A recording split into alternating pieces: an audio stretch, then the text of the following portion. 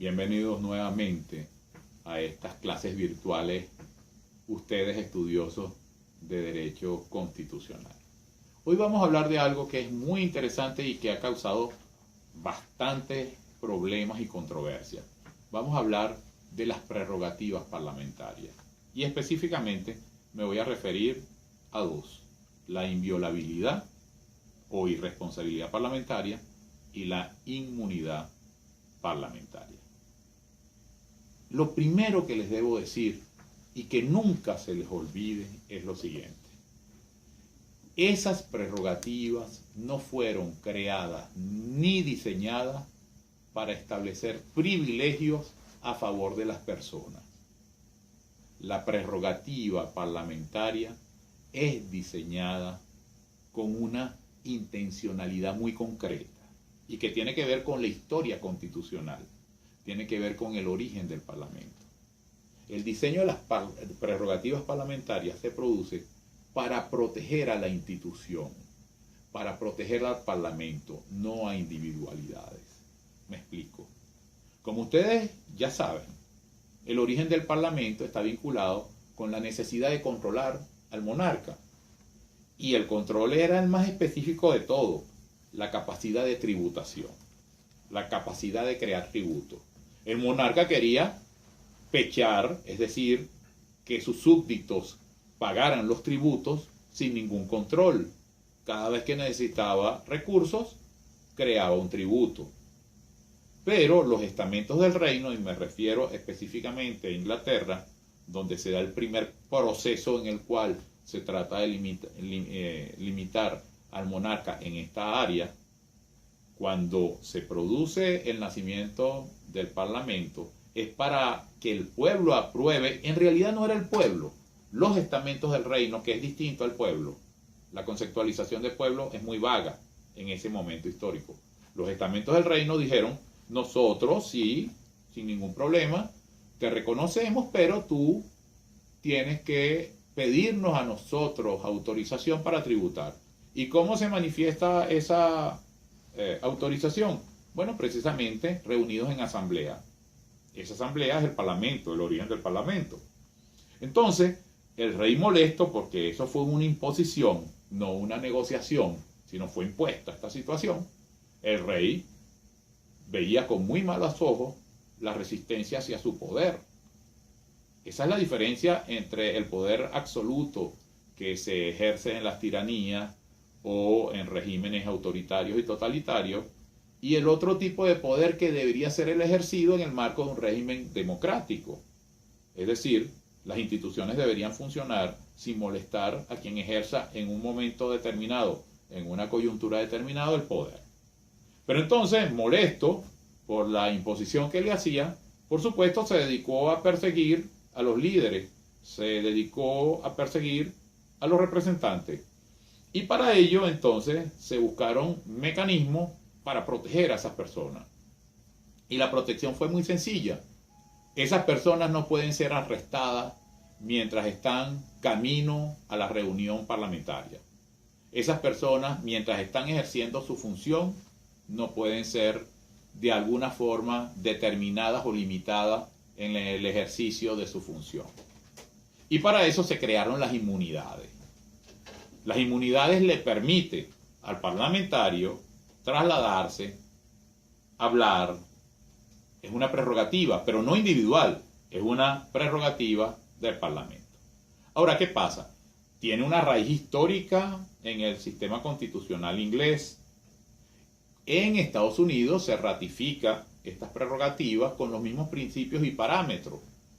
Y después irradia en todos los regímenes democráticos, independientemente de la forma de gobierno que se trate, se establecen ciertas prerrogativas del Parlamento que se traducen en alguna prerrogativa individual. En Venezuela se trabaja el tema desde dos perspectivas. La primera perspectiva es la vinculada a la inviolabilidad. La segunda perspectiva está vinculada a la inmunidad. Son dos temas distintos, ojo. No significa lo mismo inmunidad y responsabilidad no significa lo mismo irresponsabilidad o inviolabilidad que inmunidad. ¿Por qué?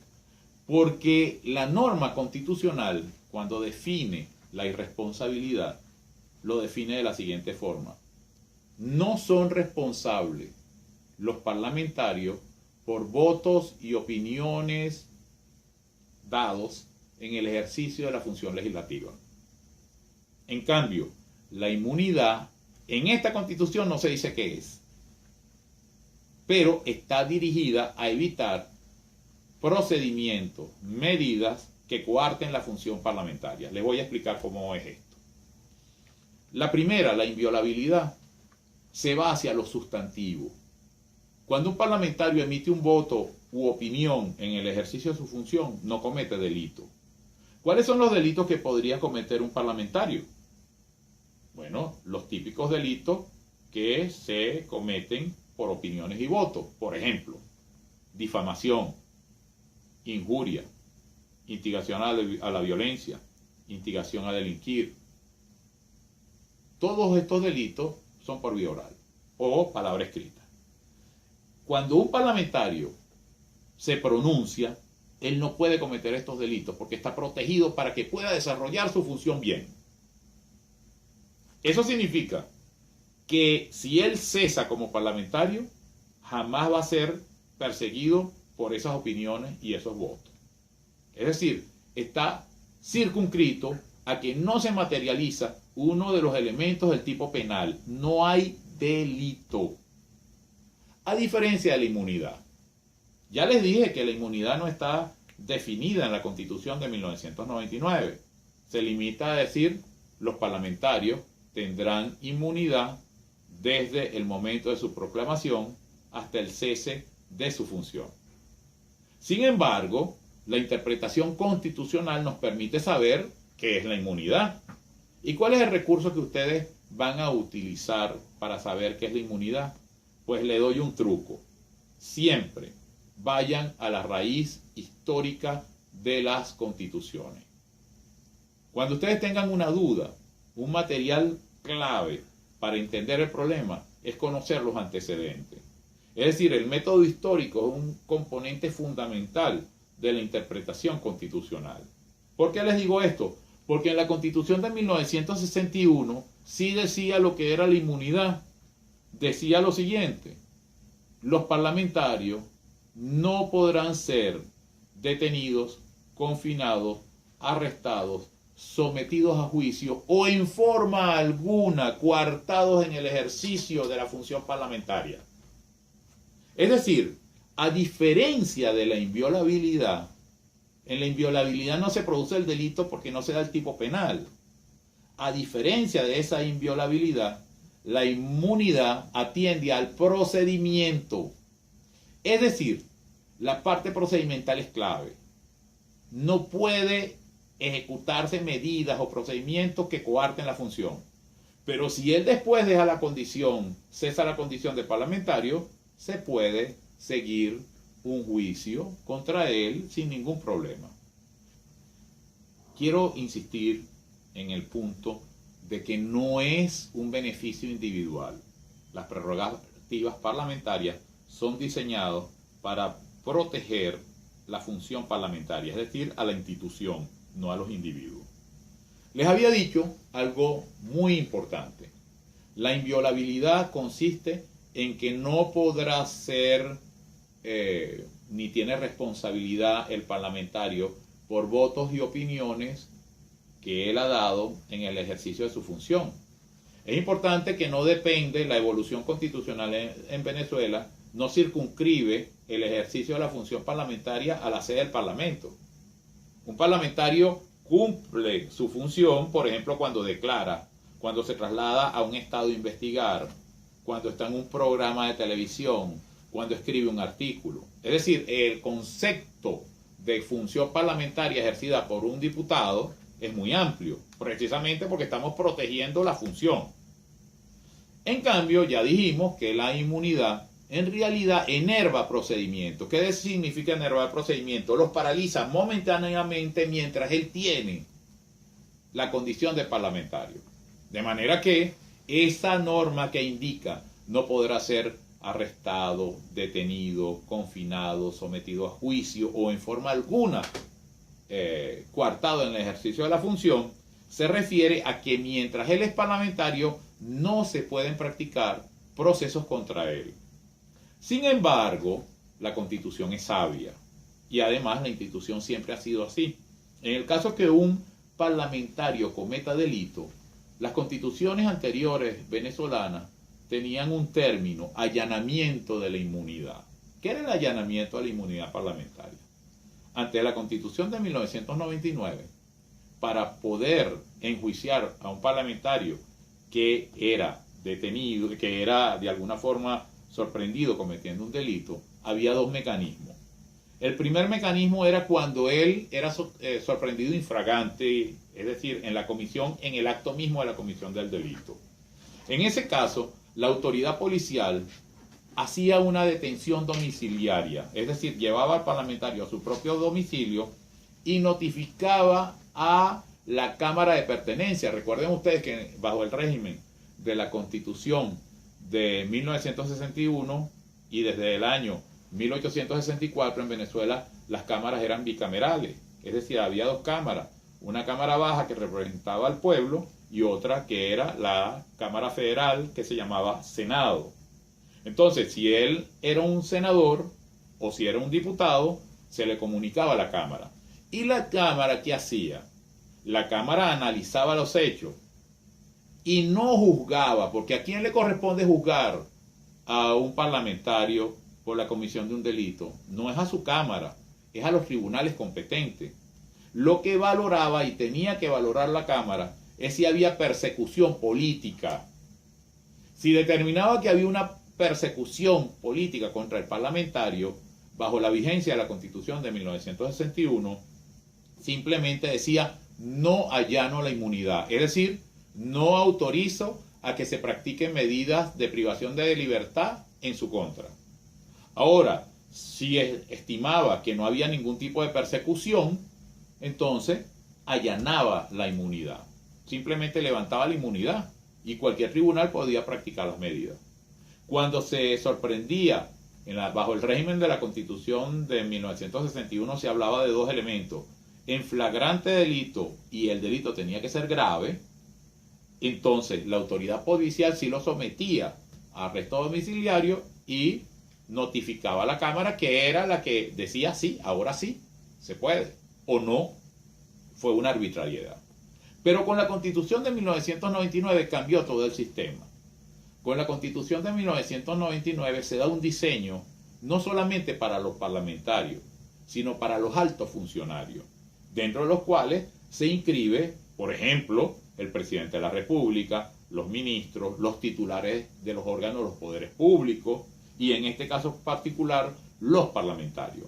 En consecuencia, para poder intentar y abrir y proseguir un procedimiento contra un parlamentario, tiene previamente que darse un pronunciamiento. Ese pronunciamiento le corresponde a la Sala Plena del Tribunal Supremo de Justicia. Y esa Sala Plena del Tribunal Supremo de Justicia hace el antejuicio de mérito. Determina si hay elementos de convicción suficientes para estimar que el parlamentario está involucrado en el delito. Si dice que si hay elementos, es decir, si declara con lugar la solicitud de antejuicio, entonces ese individuo va a ser juzgado por los tribunales. Ahora, fíjense ustedes, la conceptualización de juzgado por los tribunales depende del tipo de delito. Si el delito es común, es evidente que tiene que ser juzgado por los tribunales penales ordinarios.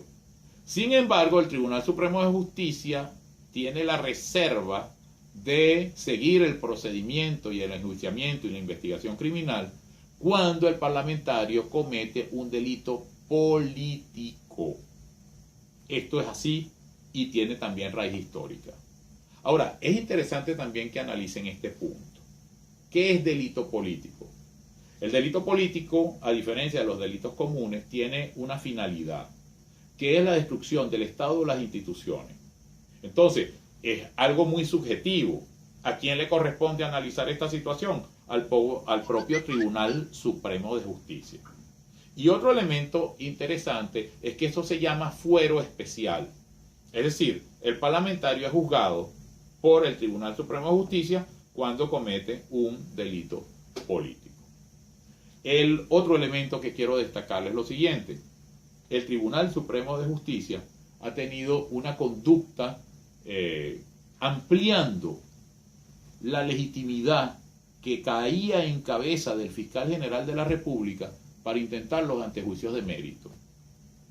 En virtud de un caso precisamente que tuve yo en el Tribunal Supremo de Justicia, en el que intenté acciones contra el fiscal general de la República y contra el presidente de la República en ese momento histórico por la comisión de delitos, la Sala Constitucional indicó que aun cuando la capacidad de intentar antejuicio de mérito era en principio de la exclusiva titularidad del fiscal general de la República, cuando la víctima es la que está accionando, tiene la capacidad de intentar el antejuicio de mérito. Se conoce en el argot judicial este caso como el caso Tulio Álvarez, es decir, el caso en el cual la sala no solamente dijo puede la víctima intentar el antejuicio de mérito contra los altos funcionarios, sino que además diseñó un procedimiento que tiene dos etapas. La primera etapa en sala plena, el juzgado de sustanciación, que está constituido por el presidente del Tribunal Supremo de Justicia y el secretario de la sala plena, determinan la admisibilidad o no. Cuando determinan la admisibilidad buscan dos elementos. Primer elemento, si están acompañados suficientes recaudos para formar criterio. Es decir, para determinar si ese individuo se pudo haber cometido el delito. Y lo segundo, la legitimidad para actuar. Y si no admite el juzgado de sustanciación, la persona que está intentando el mecanismo puede apelar a la sala plena. Y la sala plena, en definitiva, es la que decide. Este es el caso Tulio Álvarez. Y es un complemento de las normativas que regulan el antejuicio de mérito como institución procesal novedosa en el sistema constitucional venezolano.